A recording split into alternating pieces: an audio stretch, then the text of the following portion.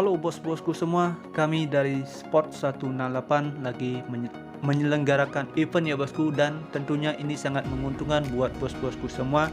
Untuk persyaratan dan ketentuannya bisa bos-bosku kunjungi kolom komentar saya. Tunggu apa lagi ya bosku, ini sangat menguntungkan buat bos-bosku semua. Kita cek di kolom komentar saya untuk persyaratan dan ketentuannya. Let's go. Kabar hari ini, senang berjumpa kembali dengan saya ya bosku. Sebelum saya lebih lanjut ke pertandingan kita untuk laga nanti malam, buat bos-bosku yang di YouTube ataupun di grup ya bosku, dimana ada beberapa match di sini saya ada perubahan prediksi ya bosku, dimana di laga Fenerbahce ini kita kemarin awalnya bermain di handicap setengah ya bosku, tapi menjelang kick off itu atau saat jam malam itu lumayan ada perubahan pasaran handicap ataupun over under ya bosku. Jadi saya bermain aman ya bosku di laga kemarin. Awalnya kita bermain di handicap setengah dan saya ubah menjadi handicap seperempat ya bosku, karena sini saya juga agak ragu di laganya Fenerbahce. Kalau saya juga nahan Fenerbahce agak berat juga ya bosku. Jadi saya bermain aman untuk Fenerbahce, bermain di handicap seperempat ya. Di sini jadinya kita kena LH ya bosku. Oke, di sini dengan kekalahan Fenerbahce ya bosku. Dan di laga Malmo ya, di sini Malmo kita agak pasaran handicapnya ini kita kacau banget ya bosku. Itu kemarin kita pegang Malmo di handicap seperempat atau kita winkan aja. Tapi di sini untuk over under kita masih masuk ya bosku, bermain di under 3. Ternyata sini Malmo tidak bisa bertahan ya bosku di laga kemarin itu dengan kekalahan Malmo dengan 2-0. Oke. Jadi untuk laga kemarin malam di sini saya tidak terlalu banyak untuk mengulas. Nanti seperti biasa saya tampilkan aja build-nya di awal video seperti biasa. Nanti bos-bosku bisa lihat ya bosku dimana ada perubahan ya bosku. Nanti bisa bos cek-cek lagi. Tapi ada satu build yang masih kita bisa mengamankan kita ya bosku, itu ada 4 build dari 4 tim ya bosku. Di sana kita masih kena LH ya bosku. Emang pajak remanya ini juga cukup lumayan gede ya bosku, walaupun di sini kita cuma dapat sedikit untuk 4 timnya. Mudah-mudahan laga nanti malam kita bisa lebih profit lagi ya bosku. Oke. Di sini saya akan lanjut aja bakalan bahas laga kita yang nanti malam. Untuk laga kemarin malam di sini saya tidak terlalu banyak untuk mengulas. Oke, untuk mempersingkat waktu, di sini saya akan lanjut aja bakalan bahas laga kita untuk nanti malam. Oke. Di laga nanti malam ini karena banyak ada match ya bosku, dan siang ini pasarannya itu masih 2 kolom ya bosku. Di sini saya masih memantau ya bosku pasaran untuk laga nanti malam, karena di sini masih hanya ada 2 kolom ya bosku. Jadi lebih berhati-hati kemungkinan perubahan betting atau perubahan prediksi saya itu pasti ada ya bosku, karena masih cuma ada 2 kolom ya bosku. Di sini saya juga masih mengkira-kira, tapi saya maksimalkan ya bosku untuk bos-bosku yang di YouTube. Mudah-mudahan tidak terlalu banyak ada perubahan pasaran untuk laga nanti malam ya bosku. Oke.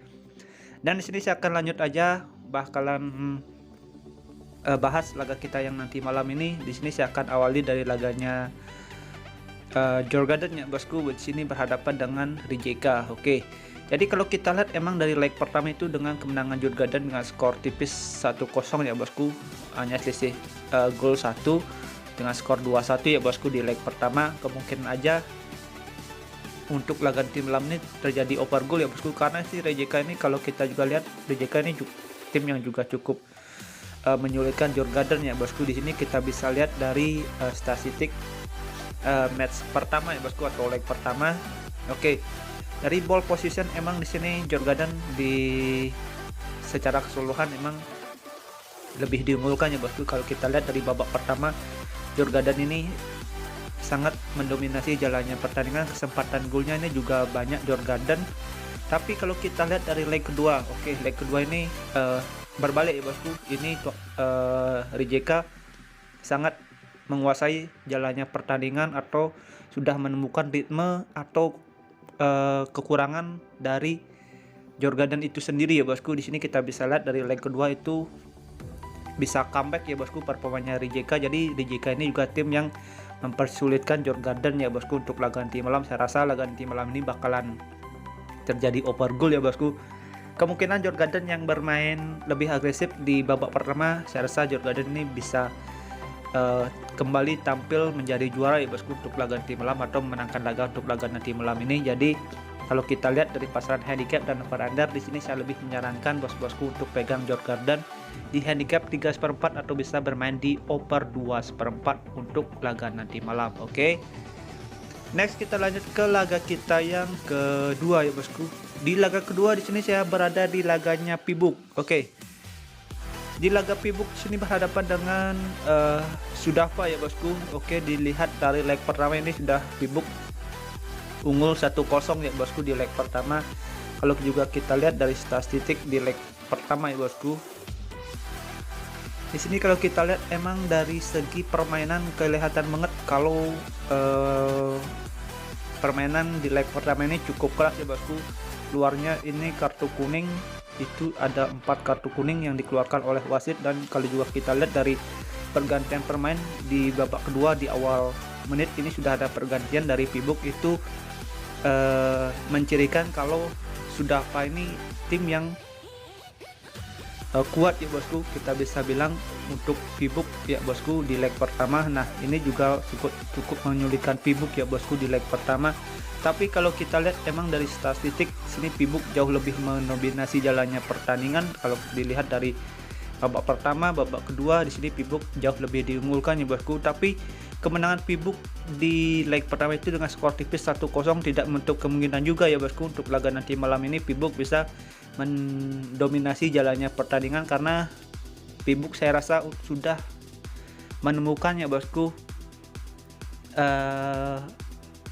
arah permainan dari Sudafa untuk laga nanti malam. Saya rasa Pibuk bisa kembali memenangkan laga untuk laga nanti malam ya bosku. Tapi dilihat dari pasaran handicap dan over under, di sini saya takut Pibuk hanya bisa memenangkan laga dengan selisih 1 gol ya bosku.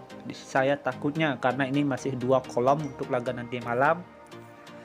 Saya takutnya ini Pibuk hanya bisa menangkan selisih 1 gol.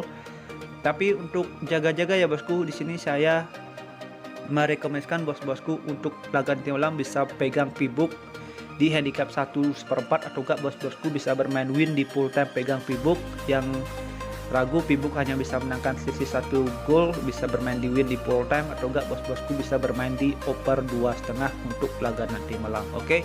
Jika nanti ada perubahan prediksi, nanti saya tetap sharing di grup ya bosku. Oke, jangan khawatir buat bos-bosku. Dan di laga kita yang ketiga, oke, di laga ketiga ini saya ada laganya Viking berhadapan dengan Sparta Prague ya bosku untuk laga nanti malam ini. Dilihat dari leg pertama ini dengan hasil imbang dengan skor kacamata ya bosku, itu dengan skor 0-0. Kalau kita lihat memang dari leg pertama, di leg pertama ini juga cukup keras ya bosku. Di leg pertama ini keras banget. Di sini kita bisa lihat ya bosku dari kartu kuning yang dikeluarkan ya bosku. Dan di sini juga kita lihat coba dari statistik, emang sini Sparta ini lebih mendominasi jalannya pertandingan ya bosku. Oke.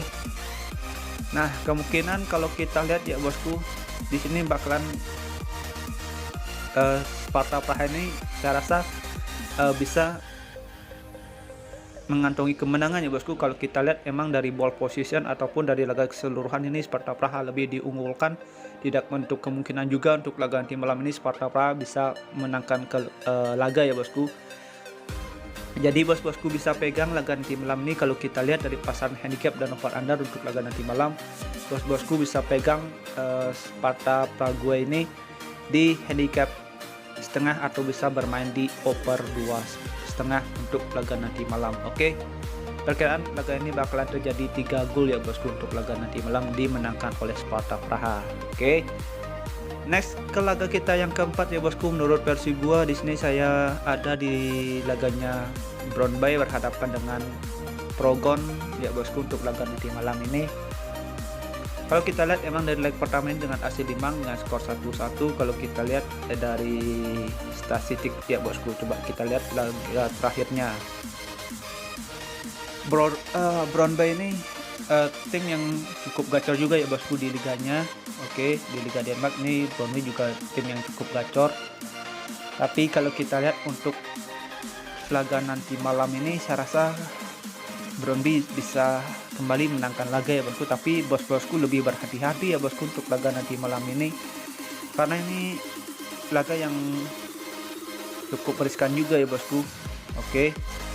Di sini kalau kita lihat emang tekanan itu dirasakan oleh Brown Bay ya bosku. Nah, coba di sini kita lihat dari ball positionnya, kita bisa bilang cukup seimbang ya bosku permainan dua klub ini. Kalau kita lihat dari babak pertama ini Brown Bay lebih mendominasi jalannya pertandingan. Kalau kita lihat dari babak kedua di sini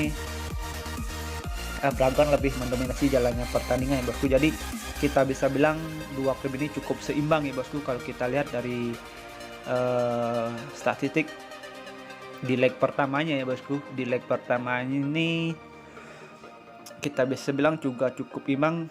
Untuk laga tim malam ini bos-bosku harus lebih berhati-hati ya bosku. Di laganya Borby berhadapan dengan Bragon ini bos-bosku harus lebih berhati-hati ya bosku.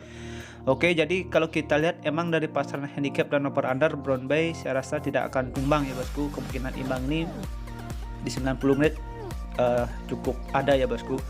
Oke, kemungkinan laga ini bakalan terjadi over goal ini juga cukup bagus. Kalau kita lihat juga laga head to head sini Brown Bay juga kita bisa bilang cukup bagus ya bosku, itu bisa menangkan laga dengan skor 3-1 saat berhadapan dengan Bragon ya bosku di tahun 2019. Tidak untuk kemungkinan juga laga di malam ini bakalan terjadi over goal ya bosku. Jadi bos-bosku bisa pegang laga di malam Brown Bay di laga netral 0-0 atau bisa bermain di over 2 untuk laga nanti malam. Oke. Next kita lanjut ke laga kita yang terakhir atau kelima menurut versi gua ya bosku. Di sini saya ada di laganya Crusader berhadapan dengan Basel. Oke. Di leg pertama ini Basel sudah unggul 2 gol ya bosku. Saya rasa laga nanti malam ini Basel hanya cukup mencetak 2 gol ya bosku, karena ini Crusaders ini klub yang tidak begitu bagus juga ya bosku kalau menurut saya. Nah, kalau coba kita lihat dari leg pertama ini memang Basel dilihat dari statistik ya bosku, ini Basel cukup mendominasi jalannya pertandingan. Di sini kita bisa lihat Basel cukup bagus ya bosku performanya kalau kita lihat dari laga keseluruhan. Dan oke. Nah, kemungkinan laga nanti malam ini bakalan terjadi over goal. Di sini kita bisa lihat dari babak kedua ya bosku dengan ball position yang cukup seimbang. Oke, dan kesempatan gol ini Crusaders ini juga cukup berpulang banyak ya bosku, itu ada kalau ada 6% ya bosku. Oke, jadi kalau kita lihat ya bosku pertahanan dari Basel ini juga cukup bagus, strateginya ini juga cukup bagus. Dan kalau kita juga lihat ya bosku untuk laga nanti malam ini saya rasa tuan rumah Crusader ini saya rasa bakalan ada perlawanan ya bosku untuk laga nanti malam untuk mengejar ketinggalan poinnya ya bosku. Jadi bos-bosku bisa pegang laga nanti malam ini Basel di handicap 1/4 atau bisa bermain di over 2,5. Perkiraan skor di sini bisa 2-1 dimenangkan oleh Basel. Oke. Jika ada seman feeling untuk laga nanti malam bisa digas, jika kurang bisa di skip ya bosku. Oke. Sekian prediksi yang saya sudah bahas untuk laga nanti malam ini. Sudah ada 5 pertandingan yang saya sudah siapkan buat bos-bosku sebagai acuan dan pertimbangan untuk laga betting nanti malam. Jika ada seman feeling bisa digas, jika kurang bisa di skip. Oke. Thank you for watching. Sampai jumpa di next video berikutnya. See you and bye-bye.